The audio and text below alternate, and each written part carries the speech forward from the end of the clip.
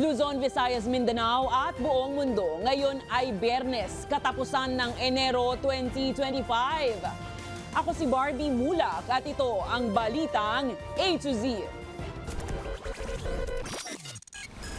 Magkakahiwalay na civil at religious groups nagkilos protesta sa EDSA para isulong ang impeachment cases laban kay VP Sara Duterte.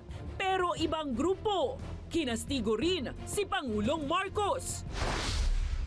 At sa mga local naman, dapat 100% dahil yung mga membro natin, yung pinakamagagaling naman talaga sa local. 101 days bago ang halalan, PBBM, full support sa tiket ng administrasyon. 100% victory, tinatarget ng kanyang partido. No, why should I do that? Marcos Jr. tumanggi sa hamon ng kanyang dating executive secretary na sumailalim siya sa drug test. Philippine fabrics mula sa iba-ibang probinsya, sulyapan sa Textile Convention sa Pasay City. Sa ibayong balita, isang Pinoy kabilang sa nasawi sa salpukan ng eroplano at helicopter sa Washington, D.C., USA. At sa showbiz, matapos masangkot sa cheating controversy, Maris Racal at Anthony Jennings magsasama sa pelikula.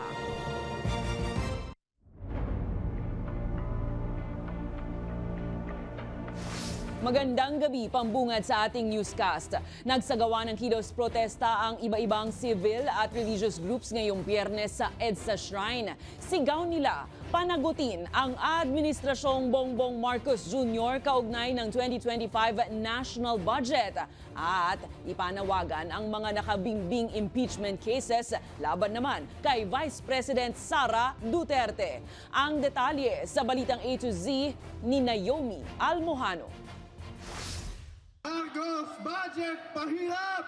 Sara, alis dyan! Walang patidang boses na ipinaabot ng mga nakiisa sa People's Rally. Maipahatid lang ang layuning panagutin ang Administrasyong Marcos Duterte. Inorganisa ang protestang ito ng Clergy and Citizens for Good Governance ngayong Biyernes sa EDSA Shrine. Nagtipon-tipon ng iba't ibang mga civil group at maging mga taong simbahan dito sa EDSA Shrine para sabay-sabay na kondenahin ang Administrasyong Marcos Duterte. Kaugnay pa rin ito ng nilagdaang 2025 General Appropriations Act ni Pangulong Ferdinand Marcos Jr. at ang anilay questionabling paggastos ng confidential funds ni Vice President Sara Duterte. Malaking insulto raw kasi sa taong bayan ang pagpasa sa 2025 national budget dahil buwis ng mga tao ang ginagamit sa pagpondo sa programa gaya na lamang ng AKAP. Na aniya, mga politiko lang ang tiyak na nakikinabang at hindi ang kapakanan ng mamamayang Pilipino. Naniniwala tayo na yung national budget na to ay i-design para lalong panatilihin sa kapangyarihan yung mga corrupt. Very, very, very disappointing, no? Kasi sa akin, from an economist perspective, wala talagang direksyon ng ekonomiya natin eh. Ayon pa kay Magno, nakahanda silang maghain ng kaso sa Korte Suprema laban sa constitutionality ng 2025 GAA. Kung matatandaan kasi, mahigit 43.2 billion pesos ang tinapyas sa pondo ng agrikultura, 11.6 billion pesos naman sa edukasyon at kawalan ng subsidiya sa PhilHealth. Tama na sa lumang politika at dinastiya naman ang banat ni senatorial candidate at partido lakas ng masa President Calyodi de Guzman. Buwelta niya, hindi naman daw nito natutugunan ang totoong pangangailangan ng mga manggagawang Pilipino. Dapat na silang maghunos dili at mag-isipang mabuti ang kailang ginagawa. Dahil 2 taon na wala pang natutupad doon sa kanyang mga pangako. Binatikos din ng mga grupo ang anilay walang usad at halos 2 buwan nang nakatenggang impeachment cases na inihain laban kay Vice President Sara Duterte. Nasaan na ang impeachment ni VP Sara? Kumilos-kilos naman kayo. Maliban sa impeachment, isampan nyo na yung mga kaso. Magtutuloy-tuloy ang impeachment. Kung hindi man si Marcos ang magtulak, ang magtutulak ng impeachment ay ang taong bayan. Patuloy naman daw mangangalampag ang mga nakilahok para managot ang dapat managot sa mga nasa kapangyarihan. Para sa Balitang A to Z, Naomi Almojano. Kinatigan ni Senator Amy Marcos ang desisyon ng kanyang kapatid na si Pangulong Ferdinand Marcos Jr. na huwag nang ituloy ang impeachment laban kay Vice President Sara Duterte. Ayon kay Senator Amy, mas mainam na pagtuunan na lang ng pansin ang problema ng bansa tulad ng presyo ng mga bilihin at kakulangan sa trabaho kaysa mag-away-away ang mga nasa politika. Mukha naman na sinabi na at sang-ayon ako kay Pangulo Bongbong sa aking ading na wag na ituloy yan kasi panggulo yan sa ating bansa. Talagang nagkakahigwaan. Para sa akin, syempre ako yung pasimuno noon ng Unity. Mariin namang tinatanggihan ni Pangulong Ferdinand Marcos Jr. ang hamon ng kanyang dating Executive Secretary na si Attorney Vic Rodriguez na sumailalim siya sa isang hair follicle drug test. Ayon sa Pangulo, walang kaugnayan ang naturang pagsusuri sa prinsipyo ng public trust ng pamahalaan. Matatandaang April 2024, hinamon din ni Rodriguez si Marcos na sumailalim sa follicle test sa gitna yan ng mga alegasyon ng paggamit umano ng ipinagbabawal na gamot. Samantala, Enero 2024 naman, inakusahan din ni dating Pangulong Rodrigo Duterte si Marcos na isa umanong drug addict magpahanggang ngayon. No, why should I do that? What is a public trust, public office, public has nothing to do with a follicle test, please. Wala namang koneksyon yung sinasabi niya.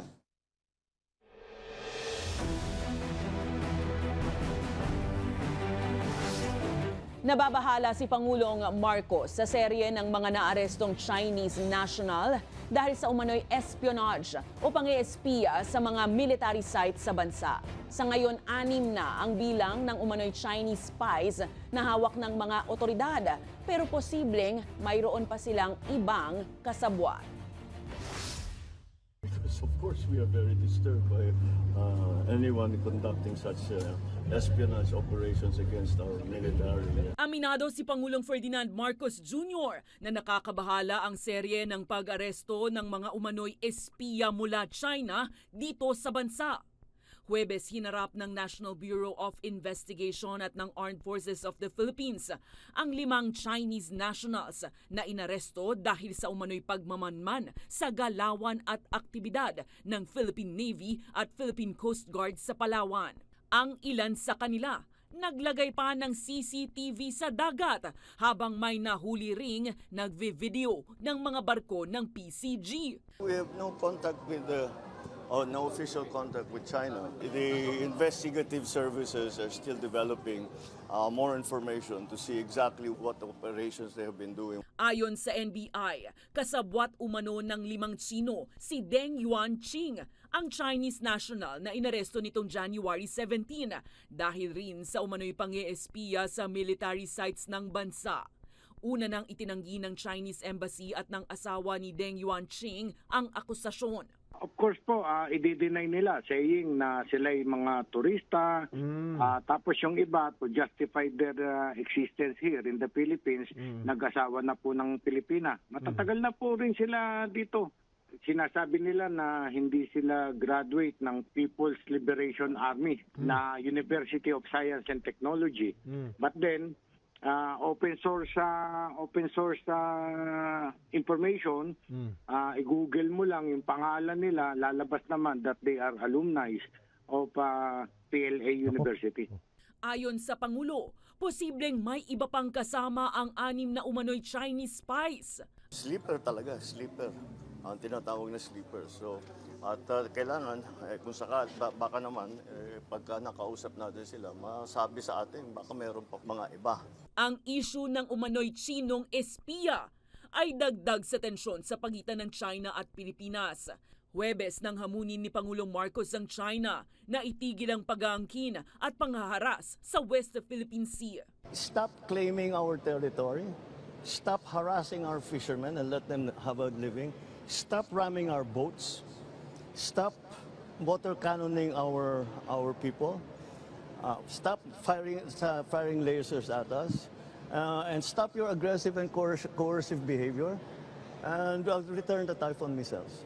Matatandaang inirereklamo ng China ang pagpayag ng Pilipinas na magpwesto ng mga missile ng Amerika sa military sites sa bansa. Kinumpirma ng Department of National Defense na nagsimula na ang negosasyon sa pagitan ng Pilipinas at New Zealand ukol sa Status of Visiting Forces Agreement. Layon ng SOVPA na ratipikahan ang Memorandum of Agreement sa pagitan ng DND at ng Armed Forces of the Philippines at ng Ministry of Defense ng New Zealand ukol sa defense cooperation na nilagdaan noong 2017. Iginigiit ng DND na ang naging kasunduan ay magpapalakas sa kooperasyon sa pagitan ng dalawang bansa sa larangan ng depensa at militar. Nananawagan si Senator Joel Villanueva sa administrasyon ni Pangulong Ferdinand Marcos Jr. na sertipikahan bilang urgent ang wage hike bill para mas mapabuti pa ang antas ng pamumuhay ng mga manggagawang Pilipino. Ayon kay Villanueva, mahalagang madaliin na ang pagpasa sa panukalang batas, lalo't ilang araw na lang ang nalalabi sa 19th Congress. Isinusulong ni Villanueva ang 100 peso na dagdag sa arawang minimum wage sa Senado, habang ang pinsan ng Pangulo na si House Speaker Martin Romualdez isinusulong naman ang 200 peso wage hike sa Kamara. Pero nang tanungin si Pangulong Marcos ukol sa issue ngayong Biyernes, anya, dapat ay pag-aralan pa itong mabuti ng Tripartite Wage Board. Kailangan kasing balansihin ang posibleng epekto ng taas sahod sa ekonomiya at sa maliliit na kumpanya. Pinag-aaralan din namin kung ito ay magkakaroon ng increase sa consumer pricing. Ibig sabihin, inflationary, baka maging inflationary. Pero palagay ko naman there is a way to increase that, but we have to resolve the legal issues, we have to resolve the economic issues. So it still deserves a great deal of study.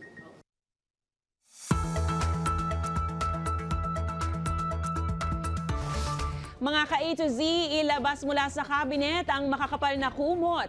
Asahan kasi ang mas malamig pa na panahon sa Valentine's Day sa susunod na buwan. Ayon kasi sa Pag-asa, mararanasan ang pinakamalakas na epekto o yung peak season ng amihan o northeast monsoon hanggang sa kalagitnaan ng Pebrero. Ngayong Biyernes, huling araw ng Enero, nakaranas ng maulap na kalangitan at pag-uulan ang Cagayan Valley, Cordillera, Aurora at Quezon, habang naranasan naman ang bahagyang maulap hanggang sa maulap na kalangitan na may pulupulong pag-uulan sa Metro Manila, Rizal, Ilocos Region at nalalabing bahagi ng Central Luzon. Wala naman pong binabantayang low pressure area o namumuong bagyo sa kasalukuyan. Susunod, deklarasyon ng food security emergency para sa bigas. May petsa na kung kailan i-aanunsyo. At sa ibayong balita, black box na-recover na sa passenger plane na bumangga sa Army Black Hawk helicopter sa Washington, D.C., USA. Abangan ang kumpletong ulat sa pagbabalik ng Balitang A to Z.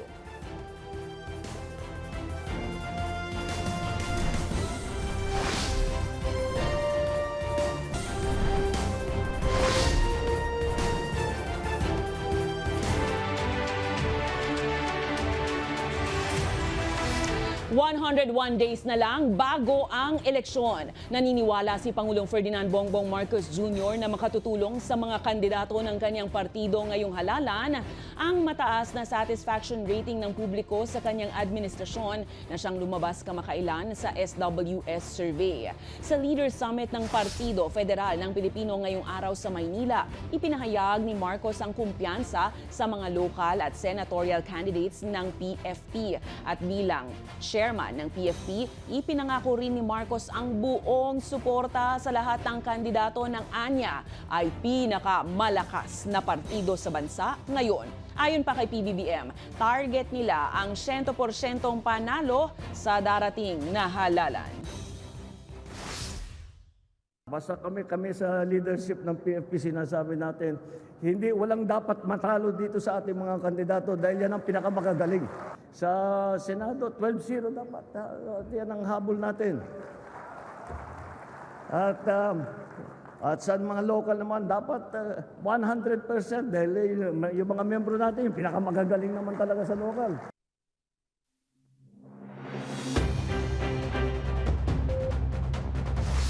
Sa Sa Pebrero 4 o sa susunod na Martes na inaasahang ibababa ng Agriculture Department ang deklarasyon ng Food Security Emergency for Rice.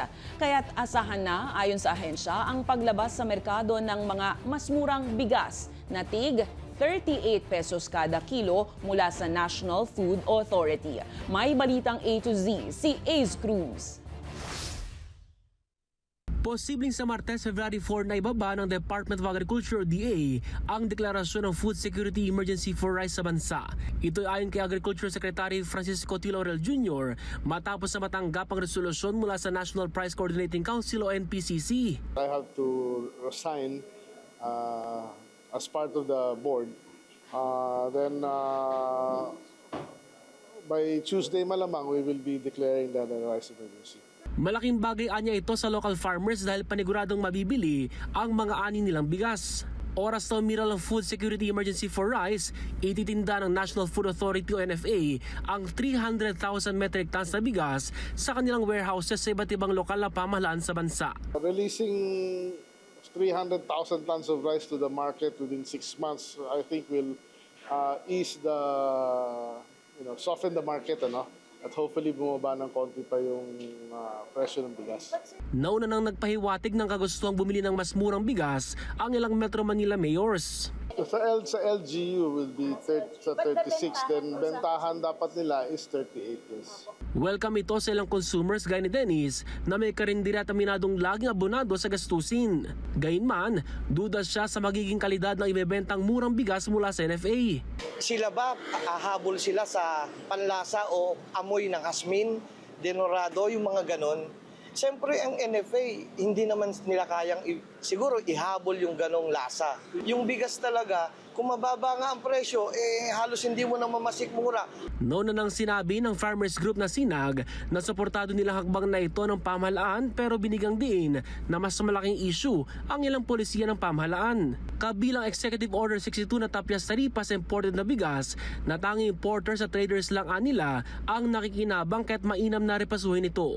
Sa usapin naman ang maximum SRP na 58 pesos kada kilo na 5% broken imported rice, sinabi ng DA na compliant ang karamihan sa polisiya at ibababa na nila ito sa 55 pesos kada kilo sa Miyerkules, February 5. Samantala, lumagda sa kasunduan ng DA at isang supermarket chain para maitinda ang murang bigas sa ilalim ng Kadiwa ng Pangulo program. Unang ititinda sa ilang branches nito ang 29 pesos na kada kilo na presyo ng bigas para sa piling sektor at target simulan sa susunod na linggo. Ang naturang pribadong supermarket chain ang unang tumugon sa panawagan ng ahensya na itinda ang mas mababang presyo ng bigas para mas maraming maabot na consumers. Para sa Balitang A to Z, Ace Cruz. Pinangangambahan ng Department of Agriculture ang posibleng kakulangan sa supply ng itlog pagsapit ng Abril. Ayon kay Agriculture Secretary Francisco T. Laurel Jr., ito'y dahil sa banta ng bird flu gaya ng dinaranas ng Estados Unidos ngayon. Gayunpaman, nilinaw niya na hindi pa apektado ang poultry industry dito sa Pilipinas. Kailangan daw kasing paghandaan ito ng pamahalaan at ng lokal na industriya, lalo't makakaapekto ito sa presyohan sa merkado kung mapapabayaan. Dahil dito, pinabilis ng DA ang pag-aangkat ng mga pangitluging manok at hinihikayat ang agarang pag-aproba ng Food and Drug Administration sa mga bakuna laban sa avian influenza. Hopefully nga yung vaccine natin na meron ng mass testing or mass roll out, maybe not yet commercial, maybe monitor release muna by target namin March, April din. So that will give also confidence to our industry. Nag-request ang ating livestock group ng 300 million na budget. So hinahanapan namin ng budget to ngayon, ng pera.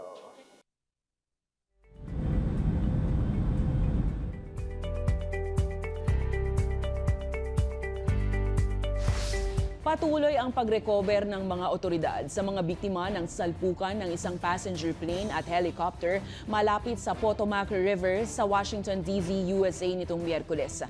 Na-recover na rin ng National Transportation Safety Board ang dalawang black box, ang cockpit voice recorder at flight data recorder mula sa Bombardier jet ng American Airlines na bumangga sa isang Army Black Hawk helicopter.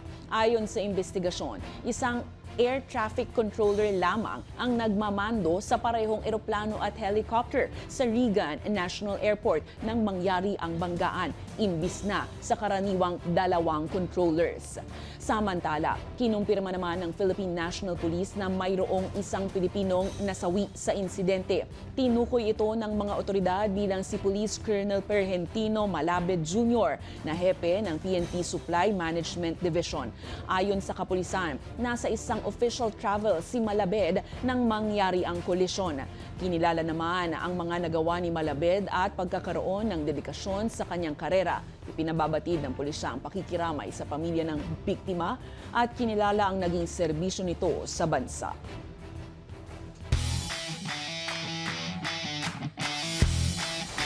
And the best is back! May bagong achievement ang world 4th best man pole vaulter na si EJ Obiena sa pagbabalik niya sa kompetisyon ngayong taon.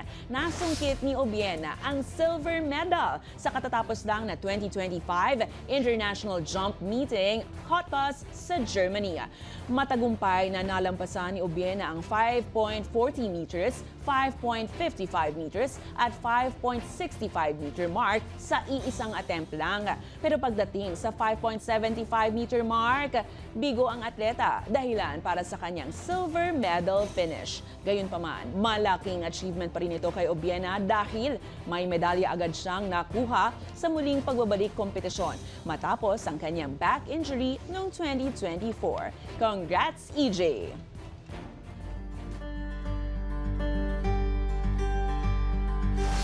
Bumida ang iba't ibang klaseng tela mula sa iba't ibang probinsya ng Pilipinas sa 2025 National Textile Convention sa Pasay City.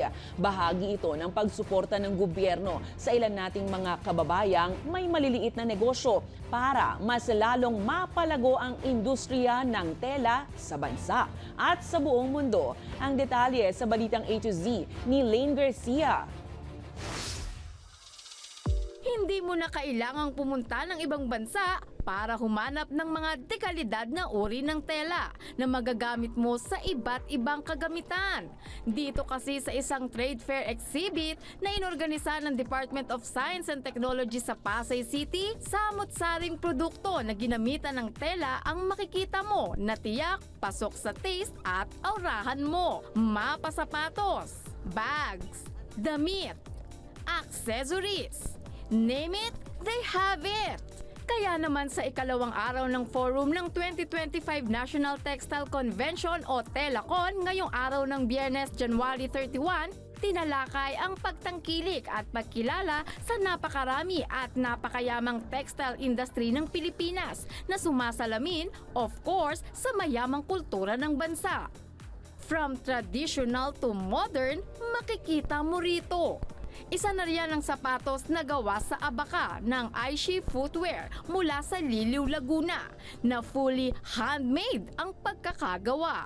Habang pinagmamalaki naman ng mga taga Ilocos Norte ang mga nagagandahang tela na hinabi mula sa anyo ng Binakul. Mapapahanga ka naman sa makukulay na bandana ng Sultan Kudarat, United Inol Weavers Association. Hindi rin pahuhuli ang Quinoa Ethnica Handcrafts na mula sa probinsya ng Kalinga, na bida ang mga katutubong kasuotan. May traditional art of handloom weaving naman ang lungsod ng Quezon.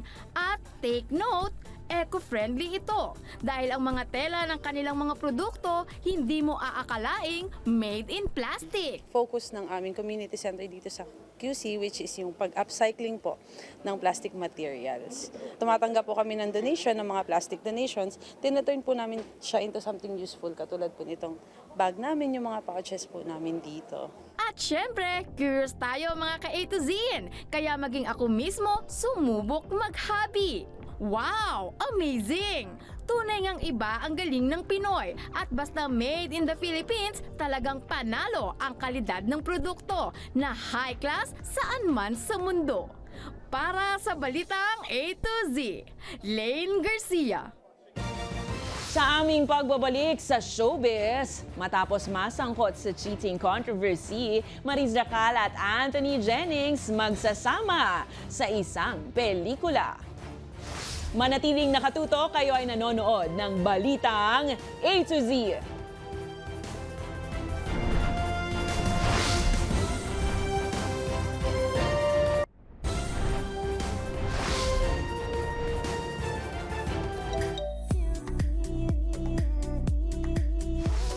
Mariing itinatanggi ng pamilya ng yumaong reyna ng pelikulang Pilipino na si Gloria Romero ang kumakalat na fake news online patungkol sa umano'y last will at testament ng veteranang aktres. Samantala, Mariz Racal at Anthony Jennings bibida sa pelikulang Social Climbers. Ang chika sa Balitang A to Z Showbiz ni Lane Garcia.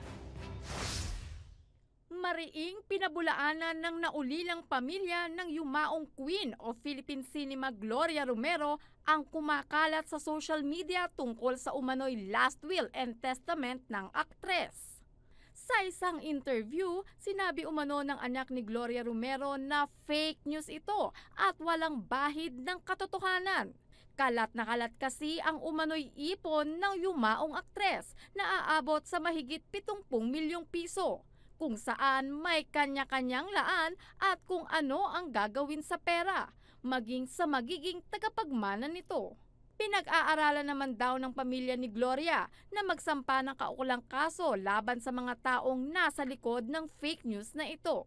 Hiling rin ng naiwang pamilya at anak na si Marites Gutierrez, irespeto ang kanyang yumaong ina maging ang kanilang pagluluksa. Samantala, magpapakilig muna tayo. True Love, Fake Lives. Nakatakdang bumida sina Mariz Racal at Anthony Jennings sa upcoming Netflix film na Social Climbers. Sa inilabas na trailer, makikita ang overload sweetness ng dalawa na tila gagawin ang lahat para sa pera. Ngunit paano nga ba mabuhay ng masaya kung ang lahat ay pawang kasinungalingan lamang? Nakatakdang mag-premiere sa nasabing streaming platform ang Social Climbers sa February 27. Para sa Balitang A to Z Showbiz, Lane Garcia. Kung kayo ay may kwentong kakaiba, mga kwento ng pag-ibig o storya ng inspirasyon at pag-asa, maaari niyo itong ibahagi. Sumali sa ating Facebook group na Balitang A to Z. Panoorin ang replay ng ating programa at sundan ang ating social media pages. Hanapin ang Balitang A to Z. Ang ating quote of the night ay mula sa isang political scientist na si Warren Farrell. Ang paalala niya, dapat pantay ang karapatan ng parehong magulang para lumaking maayos ang kanilang mga anak. At yan po ang mga balita at impormasyon, mga kwentong may dalang inspirasyon na tinutukan ng Balitang A to Z. Ako si Barbie Mulak, maging maalam, makialam. Magandang gabi sa iyo, Pilipinas. Happy weekend!